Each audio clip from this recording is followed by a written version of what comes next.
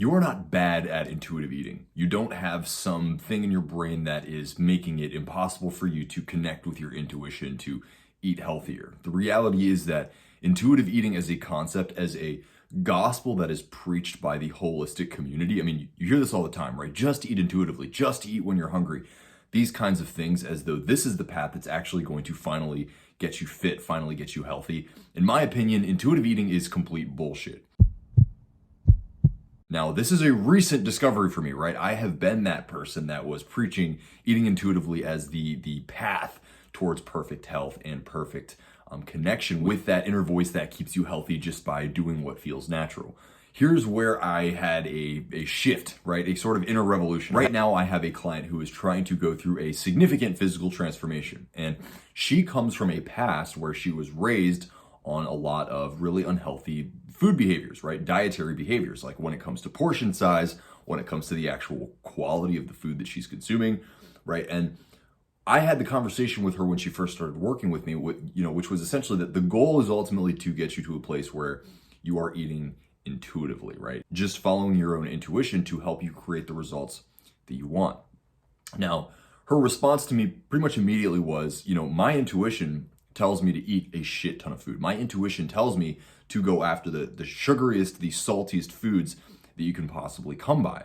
And so how is it that I'm supposed to trust this intuition when my intuition is the one that is ultimately leading me on the unhealthy path? Now, I was a little bit triggered, of course, when I heard that, because it's like I come from this past where I was pretty much telling everybody to do that. That's what I do for myself.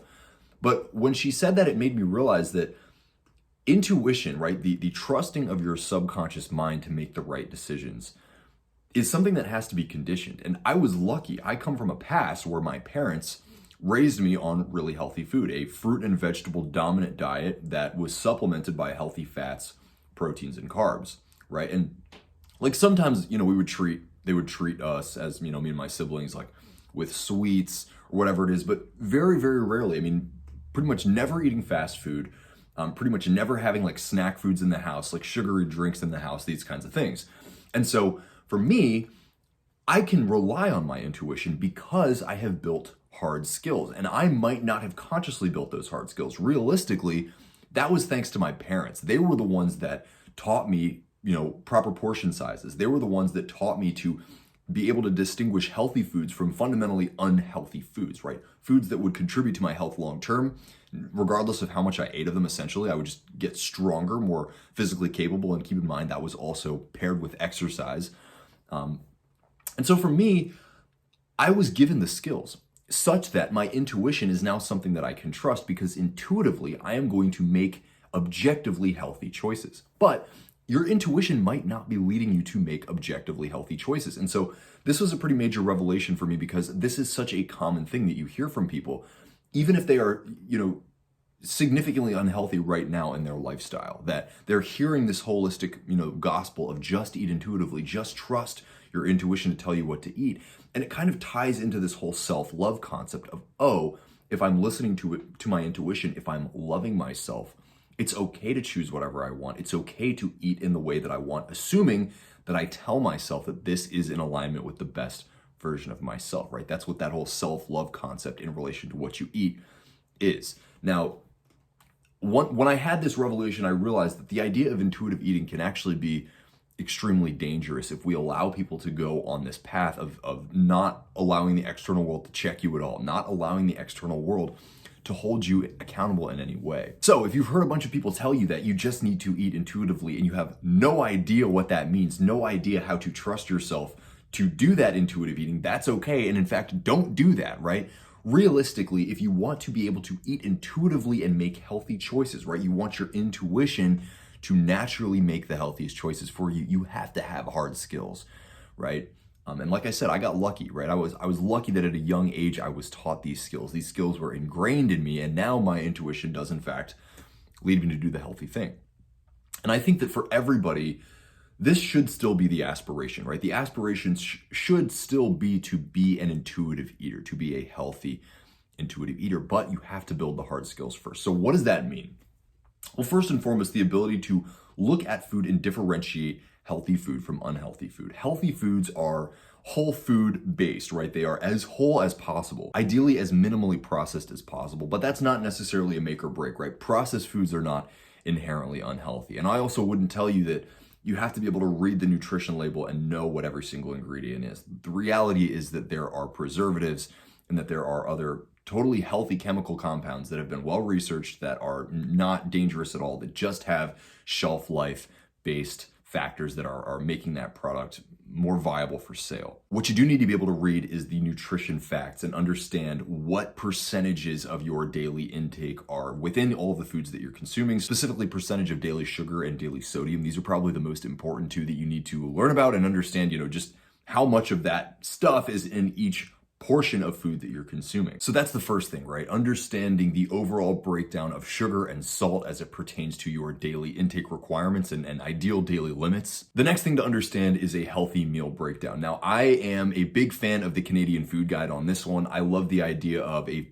50% break of fruits and vegetables as about half of your daily diet, and then a split between protein and fat dominant foods and carbohydrate dominant foods as the other 50%. So 25% fat and protein dominant foods, and then 25% carbohydrate dominant foods, healthy carbohydrate dominant foods. Now, this is where I would suggest you do some research on healthy fats and proteins and then healthy carbohydrates, right? Understanding the difference between simple carbohydrates and complex carbohydrates. So things like rice, pasta, grains, those are complex carbohydrates. They take your body longer to break down and they provide you a longer term energy source versus simple carbohydrates, which are things like simple sugars, right? Processed sugar that pretty much immediately hits your bloodstream and doesn't provide you a longer term energy output. With fats and proteins, understanding the difference between trans fats and saturated fats, understanding the difference between polyunsaturated fats and monosaturated fats, all of these things are going to help you understand how to make the healthiest choices. And I'm giving you the words right now, like just go research this stuff right now because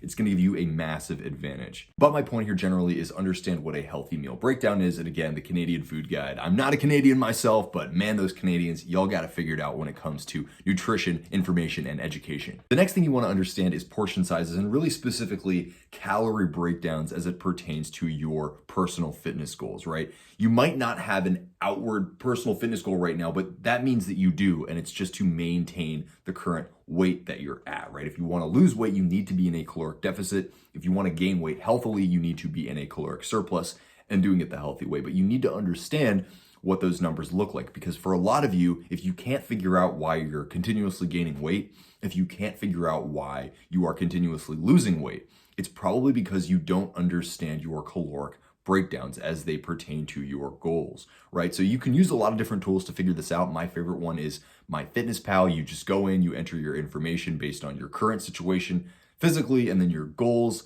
and it will tell you exactly how many calories you should be shooting for on a daily basis. And I think that generally it comes out pretty accurate. Now, one of the things that you can do in order to get even more accuracy here is use multiple tools, right? Use MyFitnessPal, use Chronometer, use the Vegan StrongFit app. There's a link in the bio that you can click to sign up, but we give you that information as well. But the bottom line is use all of these different sources and then create a range, right? They'll give you slightly different numbers with each app, right? With each software, but there will be a range in which if you stick in that range, I guarantee that you'll get where you want to go. But understanding caloric breakdown is going to really help you understand what kind of portions that you are currently eating in relation to the portion sizes that you really should be eating if you want to stay healthy, if you want to get fit. Now, there are a bunch of other factors here, right? Knowing how to properly hydrate, building skills, cooking, all of these things are going to contribute to a massive advantage when it comes to being able to eat intuitively, eating healthy just by listening to your body, just by listening to your own mind. And all of it requires discipline. I mean, that is the bottom line here, right? Is that this takes time. These are hard skills. They have to be built. They have to be cultivated. You have to go out, fail, and learn from those failures in order to become a master of this craft of intuitive eating. But the reality is, right, until you have these hard skills mastered, you can't eat intuitively. Your intuition is going to bullshit you. Your intuition is going to drive you deeper into a state of being unhealthy and being physically unfit. I've talked a lot about the concepts of self-talk and shadow work in my videos, and so I don't want to reiterate a bunch of stuff that I've talked about in the last few videos, but I do think that the idea of self-talk and the way that you communicate with yourself as you are on this journey is going to be super, super important in building these skills. And so if you want to learn more about that, there is a link below this video to the article that I wrote before this video. I always write an article and then make a video afterwards.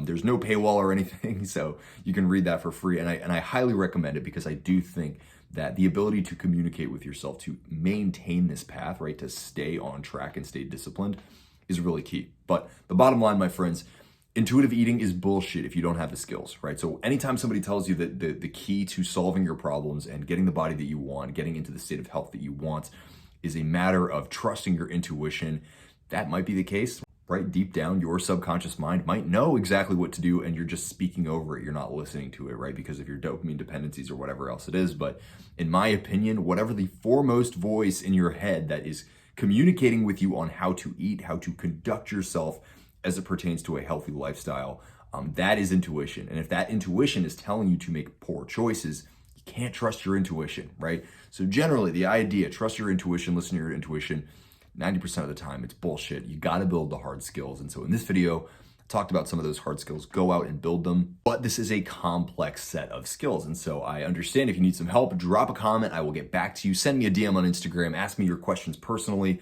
I will get back to you ASAP. And if you want to work with me one-on-one, there is a link below this video. Sign up for a call. The first consultation is always free, and we'll help you talk about your goals, talk about the challenges, and then bridge that gap together with an effective strategy that we will work on together long-term. So until next time, my friends, peace, much love, namaste, y'all got this. Bye-bye.